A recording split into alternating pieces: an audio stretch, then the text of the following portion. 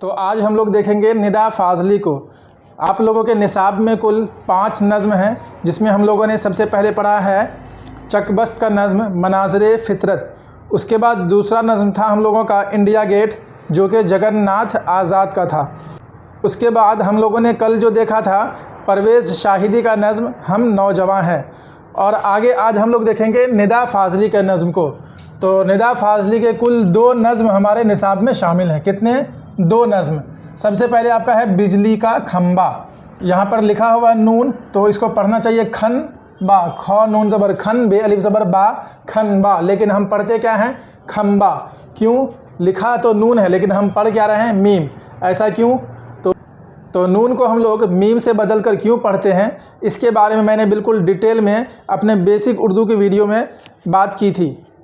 तो खंबा में हम लोग नून को मीम से बदल कर क्यों पढ़ते हैं, तो इसको मैंने अपने बेसिक उर्दू की वीडियो में बिल्कुल डिटेल में समझाया है। अगर आप लोगों ने बेसिक उर्दू की वो वाली वीडियो नहीं देखी है जिसमें मैंने नून को मीम से बदल कर पढ़े जाने के बारे में बताया है, तो आप उसे देख सकते हैं। उस वीडियो का लिंक आपको नीचे डिस्क्रिप्शन बॉक्स में मिल जाएगा, वहाँ से आप देख सकते हैं। नहीं तो आप चैनल के प्लेलिस्ट में जाइए, वहाँ पर आपको बेसिक उर्दू के नाम से एक सीरीज़ मिलेगी, उसमें आप सारी वीडियो को देख सकते हैं। वहीं पर आपको मिलेगा ये नून वाला, जहाँ पर हम लोग नून को मीम से बदल कर पढ़ते हैं। चलिए तो आगे देखते हैं। ये है आपका नज़्म बिजली का खंबा। हाँ, लिखा है नून लेकिन पढ़ेंगे हम लोग मीम, खंबा। उसके बाद दूसरा जो नज़्म है वो है नज़्म बहुत आसान थी पहले। जी हाँ, निदा फाजली के कुल 2 नज़्म हमारे निसाब में शामिल है। पहला है बिजली का खंबा और दूसरा है नज़्म बहुत आसान थी पहले। और साथ ही एक चीज़ और याद रखेंगे कि ये दोनों नज़्म क्या हैं, तो हैयत के एतबार से नज़्म की 3 या 4 किस्में होती हैं। ऐसे आपके निसाब के मुताबिक 3 ही माना जाएगा। पहला है पाबंद नज़्म, दूसरा है मुअर्रा नज़्म और तीसरा है आज़ाद नज़्म। तो ये दोनों नज़्म आज़ाद नज़्म के कैटेगरी में आएगा, यानी कि निदा फाजली के शामिल निसाब नज़्म बिजली का खंबा और नज़्म बहुत आसान थी पहले एक आज़ाद नज़्म है। चलिए, ये तो बात हो गई नज़्म की। अब हम लोग निदा फाजली के बारे में जानेंगे। तो सबसे पहले बात करेंगे उनकी पैदाइश की। तो पैदाइश उनकी है ग्वालियर में और साल पैदाइश या तारीख़ पैदाइश 1938 है, जो कि आपके किताब में, आपके बुक में मेंशन नहीं है, लेकिन मैंने यहाँ लिख दिया है। तो याद रखने के लिए आप लोग लिख लें कि 1938 में ग्वालियर में निदा फाजली की पैदाइश हुई थी। आगे देखेंगे वफ़ात। तो ये भी आपकी किताब में नहीं दिया हुआ है, लेकिन आप लोग याद रखेंगे कि 2006 में निदा फाजली की वफ़ात हुई थी। चलिए, अब हम लोग निदा फाजली के बारे में कुछ और चीज़ों को जानते हैं, जो कि आपके एग्ज़ाम के पॉइंट ऑफ व्यू से बहुत ही अहम है। सबसे पहले जानेंगे कि 1964-65 में उनके वालिद, वालिदा और बहनें पाकिस्तान चले गए थे। जी हाँ, 47 में हमारा देश यानी हिंदुस्तान और पाकिस्तान का बंटवारा हुआ। तो बंटवारे के बाद साल 1964 और 65 में निदा फाजली का पूरा ख़ानदान, वालिद, वालिदा और बहनें, यानी हम कह सकते हैं कि उनका पूरा ख़ानदान कहाँ चला गया? पाकिस्तान चला गया। लेकिन निदा फाजली चूँकि यहाँ पढ़ रहे थे, वो अपने तालिब इल्मी के ज़माने में थे, तो वो भारत में ही रुक गए। चलिए, ये हो गई एक बात कि उनका ख़ानदान 1964-65 में पाकिस्तान चला गया था, लेकिन निदा फाजली यहीं रह गए थे क्योंकि वो तालीम हासिल कर रहे थे। आगे देखेंगे तालीम, यानी उनका एजुकेशन क्या है। तो उर्दू और हिंदी मज़ामीन से MA तक तालीम हासिल की है। निदा फाजली ने उर्दू से और हिंदी से MA तक की तालीम हासिल की है। MA, क्या आप लोग MA का फुल फॉर्म बता सकते हैं? अगर कोई बताना चाहे तो कमेंट बॉक्स में लिखें कि MA का फुल फॉर्म क्या होगा। इसके बाद आगे देखेंगे खिदमात, यानी उनका प्रोफेशनल लाइफ, उन्होंने काम क्या क्या किया है। तो सबसे पहले जानेंगे कि उन्होंने सहाफ़त यानी पत्रकारिता का पेशा इख्तियार किया। सबसे पहले उन्होंने किस पेशा को इख्तियार किया? सहाफ़त, जिसे हम लोग पत्रकारिता कहते हैं और इंग्लिश में जर्नलिज़म कहेंगे। तो सबसे पहले वो एज़ ए सहाफ़ी यानी एज़ ए पत्रकार काम किए। उसके बाद वो नगमा निगार और मुकालमा निगार। नगमा निगार मतलब नगमा यानी गाना लिखने वाला, और मुकालमा निगार माने मुकालमा यानी डायलॉग वगैरह लिखने वाला की हैसियत से फ़िल्मी सनाअत से वाबस्ता हो गए।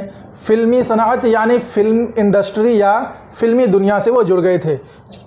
निदा फाजली चूँकि मुंबई में रह रहे थे और मुंबई फ़िल्म की नगरी है, तो ये निदा फाजली जो हैं फ़िल्म इंडस्ट्री से जुड़ गए थे और वहाँ पर मुकालमा और क्या कहते हैं, नगमा लिखते थे, यानी गाना और डायलॉग वगैरह वो लिखा करते थे फिल्म के लिए। चलिए उसके बाद ये आप लोग याद रखेंगे कि निदा फाज़ली ने अपनी तख्लीक़ात में यानी अपनी शायरी में कमज़ोर और पसमानदा तबके के मसाइल को उभारा है। सवाल आता है कि निदा फाज़ली ने अपनी नज़मों में कि किस या कैसे तबके के मसाइल को उभारा है, तो जवाब लिखेंगे पसमानदा और कमज़ोर और पसमानदा तबके के मसाइल को उभारा है। तबका मतलब वर्ग है ना, क्या बोलेंगे, वर्ग। तो कमज़ोर और पसमानदा तबका यानी पसमानदा वर्ग, पिछड़े हुए लोग जो हैं उनके मसाइल को निदा फाज़ली ने अपनी नज़मों में उभारा है। चलिए यहाँ तक आ गए। अब देखेंगे हम लोग तसानीफ़। क्या है, तसानीफ़। जब भी तसानीफ़ की बात की जाए तो आप लोग याद रखेंगे तसानीफ़ मतलब क्या, किताबें। ठीक है, क्या मतलब हुआ, किताबें। कि जब भी तसानीफ़ के बारे में सवाल पूछा जाए तो आप लोग समझ जाइएगा कि उनकी किताबों के बारे में बात की जा रही है। ठीक है, तो ज़्यादा घबराना नहीं है। तसनीफ़ किताब को ही बोलते हैं, तसानीफ़ उसकी जमा है, तो किताब की जमा किताबें। ऐसे अगर देखा जाए तो किताब की जमा कुतुब होती है, लेकिन हम लोग उर्दू में किताबें भी इस्तेमाल करते हैं। तो सबसे पहले देखेंगे हम लोग शेरी मजमुआ यानी निदा फाज़ली की शायरी की किताबें। तो उनकी कुल 6 शायरी की किताबें हैं, यानी निदा फाज़ली के 6 शेरी मजमुए शाये हुए हैं। उनमें सबसे पहले है लफ्ज़ों का पुल, मोर नाच, आगे है आँख और ख्वाब के दरमियाँ, इसी तरीके से आगे है खोया हुआ सा कुछ, और आगे है शहर मेरे साथ चल, और आखिर में है ज़िंदगी की तड़प। ये सब निदा फाज़ली के शेरी मजमुए हैं। एक बार और देखिए, सबसे पहला है लफ्ज़ों का पुल, उसके बाद मोर नाच, तीसरा है आँख और ख्वाब के दरमियाँ, चौथा खोया हुआ सा कुछ, और पाँचवा शेरी मजमुआ है शहर मेरे साथ चल, और छठा शेरी मजमुआ है ज़िंदगी की तड़प। तो ये 6 किताबें जो हैं निदा फाज़ली की शायरी की किताबें हैं, उनका शेरी मजमुआ है। आगे हम लोग देखेंगे सवानिही नावल। नावल हम लोग जानते हैं कहानी की एक सिन्फ़ है, यानी कि उर्दू अदब का 2 हिस्सा है, एक हिस्सा नज़्म और एक हिस्सा नस्र। हिस्सा नस्र में क्या क्या आता है, तो कहानी वाली चीज़ें आती हैं, जैसे अफ़साना है, नावल, दास्तान, इंटरव्यू वगैरह, खतूत वगैरह, तो उसमें आएगा नावल। और सवानिह क्या है, तो किसी इंसान की ज़िंदगी की कहानी अगर लिखी जाए, ओरिजिनल कहानी, तो वो कहलाता है सवानिह हयात। ठीक है, तो उसी तरीक़े के नावल है सवानिही नावल। निदा फाज़ली के 2 सवानिही नावल हैं। पहला है आपका दीवारों के बाहर और दूसरा है दीवारों के बीच। तो निदा फाज़ली के 2 सवानिही नावल हैं, एक का नाम है दीवारों के बाहर और दूसरा है दीवारों के बीच। आगे हम लोग देखेंगे खाके। निदा फाज़ली के 2 खाके भी हैं। पहला है चेहरे, क्या है, चेहरे, और दूसरा है दुनिया मेरे आगे। चेहरे और दुनिया मेरे आगे निदा फाज़ली का खाका है। और एक तनक़ीद की किताब है मुलाक़ातें। मुलाक़ातें की सिन्फ़ी हैसियत क्या है, या मुलाक़ातें किस सिन्फ़ की किताब है, तो लिखेंगे तनक़ीद की किताब है ना। मुलाक़ातें क्या है, तनक़ीद की किताब है। चेहरे और दुनिया में मेरे आगे, ये क्या है, तो खाका है।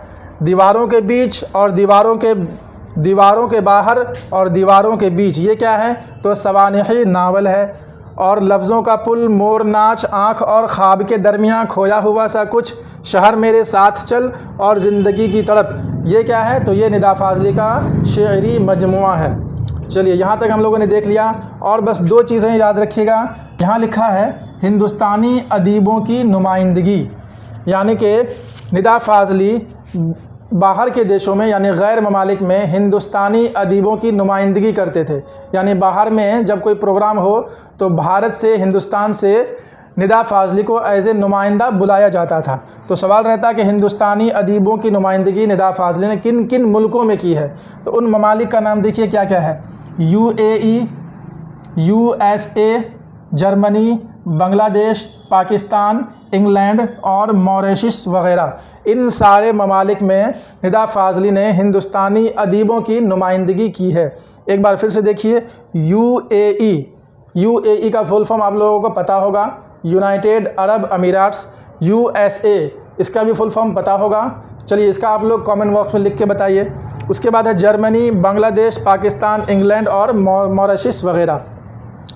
एक चीज़ और याद रखिएगा, अवार्ड्स व एजाज़ात, यानी निदा फाजली को बहुत सारे अवार्ड और एजाज़ से नवाजा गया है। तो यहाँ पर 4 नाम लिखा हुआ है, इसको आप लोग याद रखिएगा। सबसे पहला अवार्ड है साहित्य एकेडमी अवार्ड। क्या है? साहित्य एकेडमी अवार्ड।